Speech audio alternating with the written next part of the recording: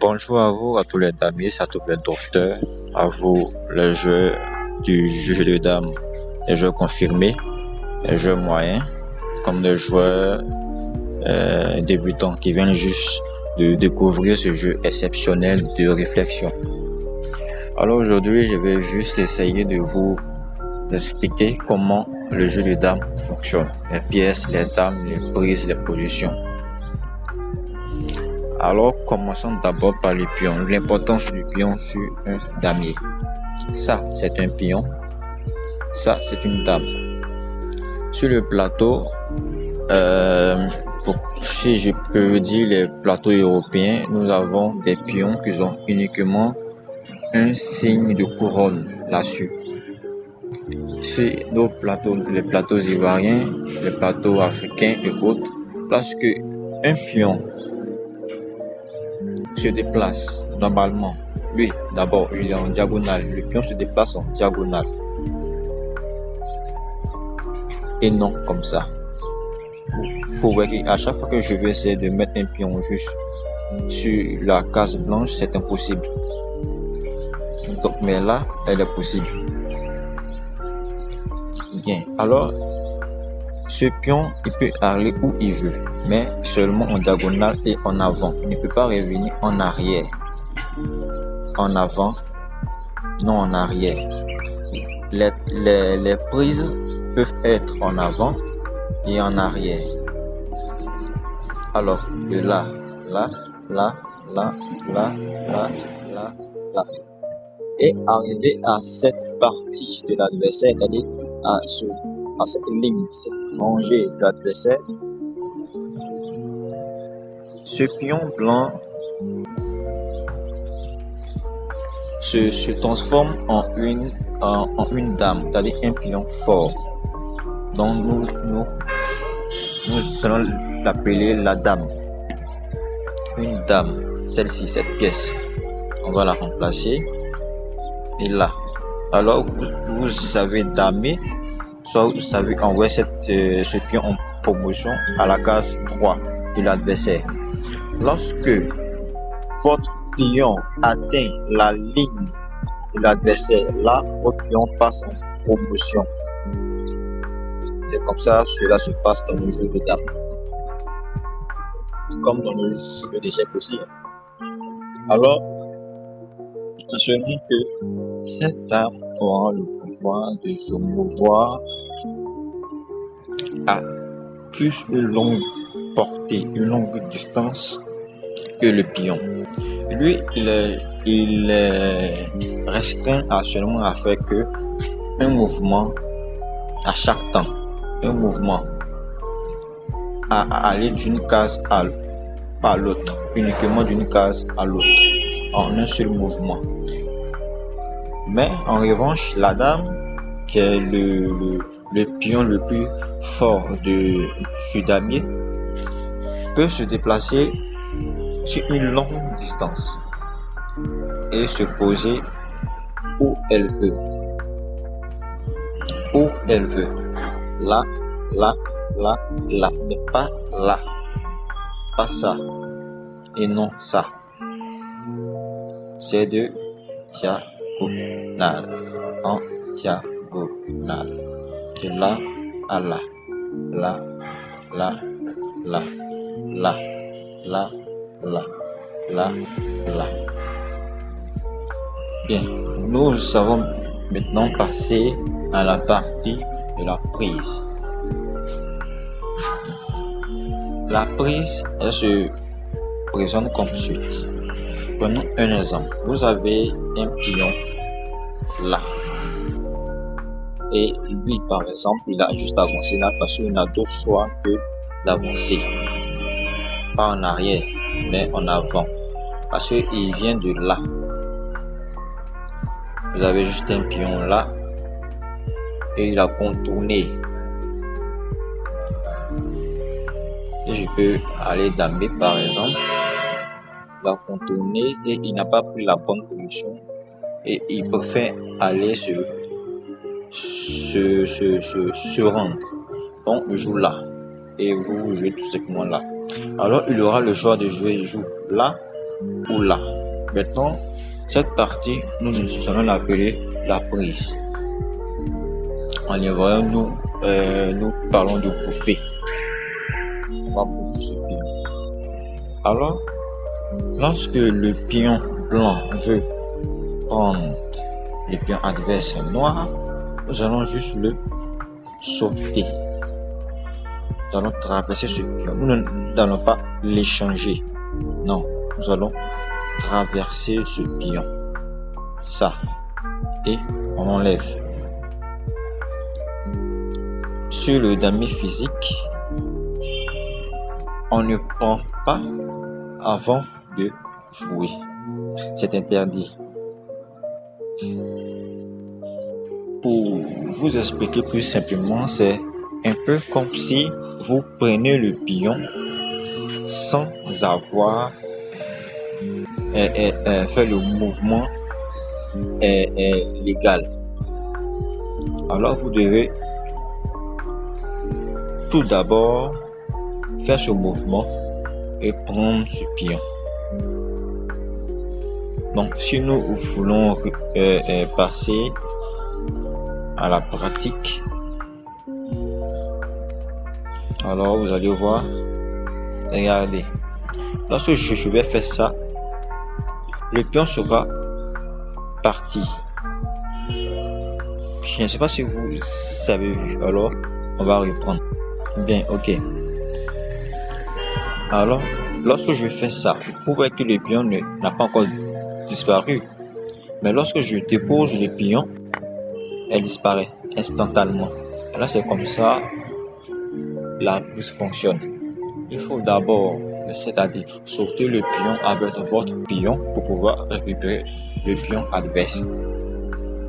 Bien, nous allons passer maintenant à des prises de plusieurs pions. Bien, nous avons plusieurs pions adverses noirs qui vont être raflés par le pion blanc.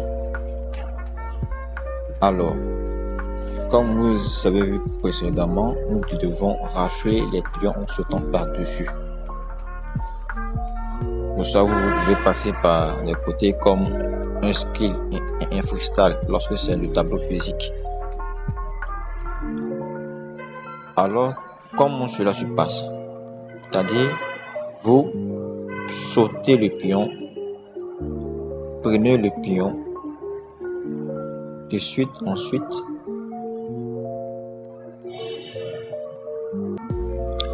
est-ce que vous voyez? Bien, prenons. Allons passer par-dessus les pions. Bien. Cela est possible lorsque nous avons des espaces creux, des espaces plus là, des espaces au milieu, là, et là, et là. Si il a, par exemple, un pion là, s'il y a, par exemple, un pion là, un pion adverse noir là, vous aurez droit qu'à une surprise. Pourquoi? Parce que nous avons un pion noir qui fait obstacle à pouvoir renchérir sur l'autre case et repartir de plus belle. Alors, nous aurons à faire qu'une surprise. Mais si il a un espace juste à la case 26, nous aurons l'obligation de continuer notre rafle. Ça, c'est obligatoire. Vous ne pouvez pas prendre ça et laisser pratiquement les autres. Ça, c'est illégal au jeu de dames. C'est pas possible. Vous devez continuer à rafler. Vous devez continuer à rafler les pions et les pièces pour pouvoir évoluer. Bien, maintenant nous allons passer pratiquement à la rafle qui est interdite. Alors, restons sur notre position actuelle et nous avons juste placé quelques pions de plus. je vais vous expliquer ce qui est interdit de faire. C'est-à-dire, dans cette position, vous avez uniquement le choix de prendre des pièces que vous avez déjà pris et non revenir reprendre des pièces et revenir au point de départ. Prenons juste un exemple sur cette position. Alors, nous prenons ça, ça, ça, ça, ça, ça et ça. Vous pouvez même changer. Ça peut être ça, ça, ça, ça, ça, ça, ça et là. Mais dans la norme, vous devez juste prendre des pions que vous avez déjà raflés, des pièces que vous avez déjà raflées. Et vous ne pourrez que revenir à la case de départ si et seulement si les pions sont alignés comme par exemple à un cercle, sur des étoiles ou des positions bien précises. Bien, mais passons d'abord par cette position. Alors, on continue avec quoi? Regardez bien. Si nous passons au jeu pratique, nous avons l'obligation de prendre les pions comme suite. Vous voyez, j'ai deux choix. Je peux aller là, je peux aller là ou là. Mais dans le cas, c'est la même rafle. C'est la même rafle. Donc, si je vais là, je suis obligé de repasser là et reprendre. Mais je ne peux plus revenir en arrière. C'est-à-dire, je fais ça, ça, ça et ça. C'est à partir de là que nous sommes ici et le jeu se termine. Et alors, prenons un cas concret sur la prise qui nous permet de revenir au point de départ. Alors, nous allons placer la position précédente. Alors, nous avons les pions comme suite. Donc, c'est de là où nous sommes arrêtés. Alors, nous allons reproduire une trappe qui revient à la case de départ. Mais vous avez un choix. C'est ce qu'on appelle le choix. Mais il y a des prises obligatoires. Donc, la leçon que suit, je vais vous expliquer son fonctionnement de la prise obligatoire. Alors, passons à la pratique. Bien. Lorsque je sélectionne la pièce, vous voyez que j'ai deux choix. Je peux aller au 39 comme au 37. Alors, prenons le chemin du 39. Alors, nous avons une prise en 39, une prise en 30, une prise en 19, une prise en 8, une prise en 17, une prise en 26, une prise en 37 et une prise en 48 qui est notre point de départ. C'est la seule formule qui pourra nous envoyer au point de départ. Mais si l'une des cases dont nous aurons piétiné n'est pas disponible, c'est-à-dire qu'elle soit fermée, qu'il n'ait de pion, qu'il n'ait d'espace en 26, il sera pratiquement impossible de passer par là. Donc, seulement possible de passer par là, s'arrêter là, mais le pion en 21 va le reprendre pour aller en 19. Bien, je vais le replacer, que cela soit plus visible. Bien, alors nous avons notre position précédente, notre position initiale qui nous permettait de revenir à la case de départ après les différentes rafles. Donc je disais précédemment que s'il y avait pratiquement un pion qui fermait un espace bien précis, ce pion noir, ça peut être là, un pion en 19, un pion en 8, un pion en 17, un pion en 26, tout même aussi qu'un pion en 37. Nous aurons que uniquement les rafles des pions 43, 34, 24, 13, 12, et 21. Donc, là, là et là. Ensuite, mais impossible de sauter toute cette rangée. Impossible aussi de sauter que 2 pions à la fois. Impossible de sauter les 3 pions à la fois. Même la dame, celle-ci, elle n'est pas capable de sauter 3 pions à la fois, ni 2 pions à la fois. Uniquement qu'un seul pion. Alors, si ce pion était 17, nous aurons que uniquement des prises majoritaires. Par exemple, nous avons deux.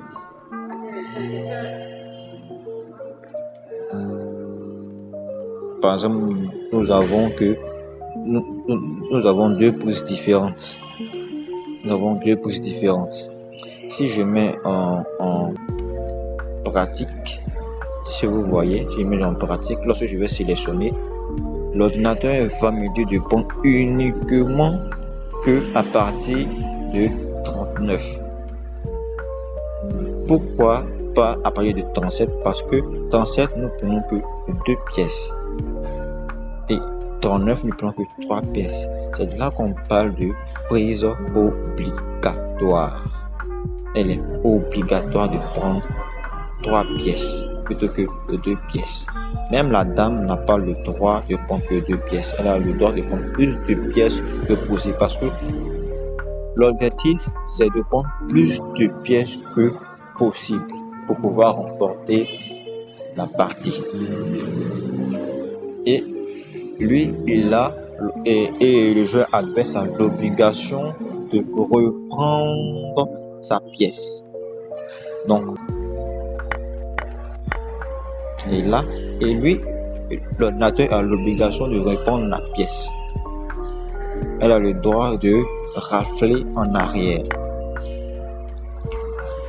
Dans les jeux de dames, comme si je peux dire brésiliens, en tout cas, il y a d'autres jeux de dames dans lesquels vous n'avez pas le droit de prendre en arrière. Vous devez juste prendre en avant et continuer. Mais la particularité du jeu de dames international, c'est de prendre de plusieurs côtés. Mais c'est impossible, par exemple, de prendre sur cette forme-là. Bien, alors, mais c'est impossible de prendre sur cette forme-là. C'est-à-dire, ce pion va passer comme ça pour venir s'asseoir là et continuer à prendre et rafler ces 3 pions. C'est impossible. Les pions doivent être alignés comme ça. Ces pions doivent être alignés comme ça. Prenez de là, là, là. Mais impossible de passer par un mur et de sauter là et de prendre le pion, de rafler le pion. C'est impossible. L'obligation, c'est de prendre plus de pions. Donc, nous allons mettre en place une position bien précise et vous verrez les prises obligatoires. Bien. Alors, nous avons 2 pions blancs contre 4 pions noirs.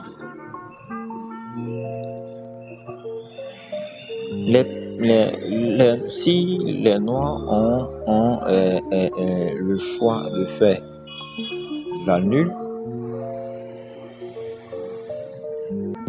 ils vont faire un mouvement qui est spécial. Ça, c'est après un autre jour, je vais mieux vous expliquer ça. Ça s'appelle le collage. Le collage.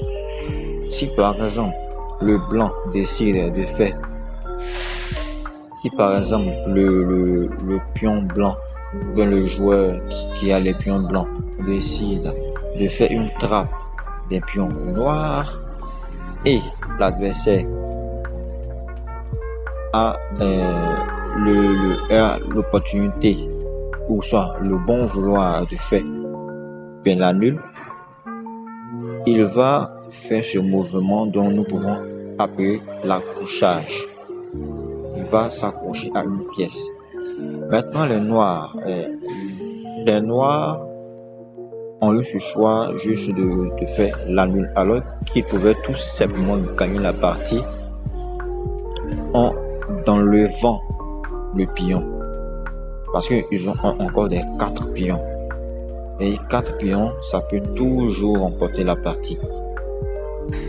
Mais ils ont décidé, par exemple, de faire l'accrochage, alors de provoquer la nulle. Alors les blancs ont l'obligation de prendre plus de pions noirs. Ils ont l'obligation de prendre 1, 2, 3 pions et non qu'un seul pion. Et non un seul pion. Cela est interdit dans le jeu de dames international. Donc vous avez l'obligation de prendre plus de pions.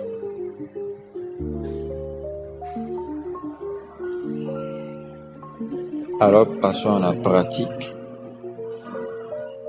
Comme nous pouvons le voir, lorsque je vais essayer de prendre avec le pion K43 en arrière, si je le sélectionne, vous voyez que rien ne se passe. Mais si je sélectionne le pion en 38, vous voyez qu'il y a un point qui se désigne. Alors, ça montre l'obligation de prendre plus de pions. Bien. Alors, nous avons 27, 18, 7 et lui et dame dans la case 48. Dans cette partie, nous pourrons dire que le jeu est nul parce que personne ne viendra donner sa dame pour pouvoir perdre. Le jeu de dames a un seul objectif, c'est de gagner. L'objectif, c'est de prendre plus de pions et de gagner. Personne ne souhaite perdre une partie de réflexion, de montrer sa supériorité intellectuelle. Donc personne ne viendra se faire tuer facilement comme ça et perdre la partie. Ça, c'est très très rageux. Alors, récapitulons tout ce que nous avons appris aujourd'hui. L'objectif, c'est de prendre plus de pions que l'adversaire, soit de bloquer l'adversaire et en gagner la partie. Lorsque je dis bloquer l'adversaire, c'est-à-dire l'empêcher de se mouvoir librement. Ok, donc nous avons vu comment les pions doivent se déplacer, comment les pions doivent prendre d'autres pièces, comment les prises doivent se faire, dans quelle mesure on ne peut revenir sur ses pas et dans quelle mesure nous pouvons revenir sur nos pas. Alors, je vous dis à la prochaine pour la seconde leçon. Bon, je ne vais pas appeler ça vraiment une leçon, mais une sorte de taquillement des jeux sur le jeu de dames, une sorte de connaissance de base sur le jeu des dames. Nous allons dans la prochaine partie du jeu de dames connaître les différentes rafles, les différentes prises.